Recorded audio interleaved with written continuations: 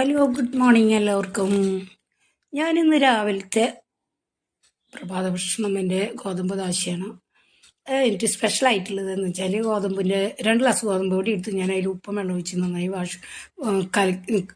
യോജിപ്പിച്ച് വെച്ചതിന് ശേഷം ഞാൻ ഒരു സവാള എടുത്ത് പച്ചമുളക്, മഞ്ഞൾപ്പൊടി, കുരുമുളക് പൊടി, വേപ്പിലൊക്കെ ഇട്ട് നന്നായി വഴറ്റിയതിന് ശേഷം ആ വഴറ്റിയിട്ടുള്ളതായി നമ്മുടെ ഗ്രേവി അതിലേക്ക് ഗോതമ്പ് പൊടിയിലേക്ക് ഇട്ട് കൊടുത്തിട്ടോ. എന്നിട്ട് അതിന് ശേഷം നമ്മളത് നന്നായി മിക്സ് ആക്കി എടുക്കുക. അതിൽ സവാള വഴറ്റണതിൽ ഒരു പിഞ്ച് ഉപ്പിടുക, എന്നാലേ നമുക്ക് സവാളയിലേക്കുള്ള ഉപ്പ് കിട്ടുള്ളൂ. എന്നിട്ട് നമുക്ക് ഈ സാധനം നന്നായി മിക്സ് ആക്കിയതിന് ശേഷം നമുക്ക്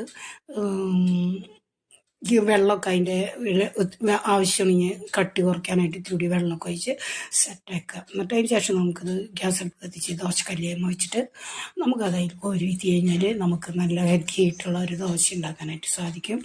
നമുക്ക് അധികം ഹെവി അല്ലാത്ത ഫുഡാവുകയും ചെയ്യും. വയറ് നിറച്ച് 3 2 കഴിച്ചാൽ നല്ലൊരു ടേസ്റ്റ്.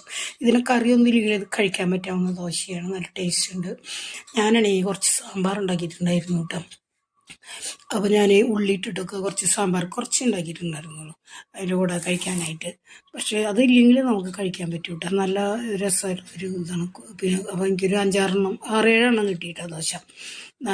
മഞ്ഞപ്പൊടി ഇടുമ്പോൾ നമുക്ക് കണ്ട അങ്ങനെ ഒരു നല്ലൊരു കളർ കിട്ടും കേട്ടോ അതിന്.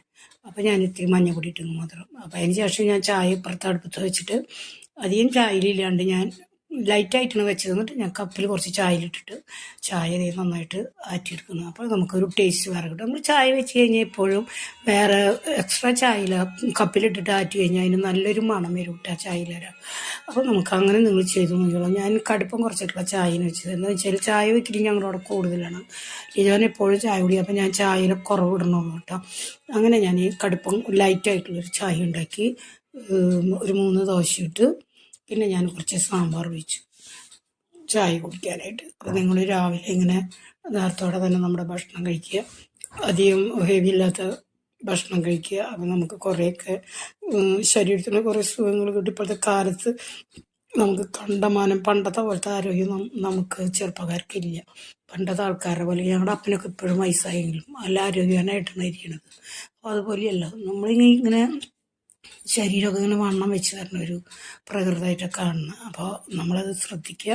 നമുക്കിങ്ങനെ ലൈറ്റായിട്ടുള്ള ഭക്ഷണം ഇന്ന് രാവിലെ കഴിക്കുക. അപ്പോൾ ഇതാണ് ഇന്ന് രാവിലത്തെ എൻ്റെ ചെറിയൊരു ഫുഡ് കേട്ടോ. അപ്പം നിങ്ങളും ഭക്ഷണമൊക്കെ കഴിച്ച് സന്തോഷമായിട്ടിരിക്കുക. ഇനി നമുക്കിത് കഴിഞ്ഞിട്ട് അടുത്ത പണികളിൽ നമ്മുടെ ചെയ്യാം. അപ്പോൾ അതാണ്. എല്ലാവർക്കും ബായ്. എൻ്റെ വീഡിയോ കാണാം കേട്ടോ. ഓക്കെ.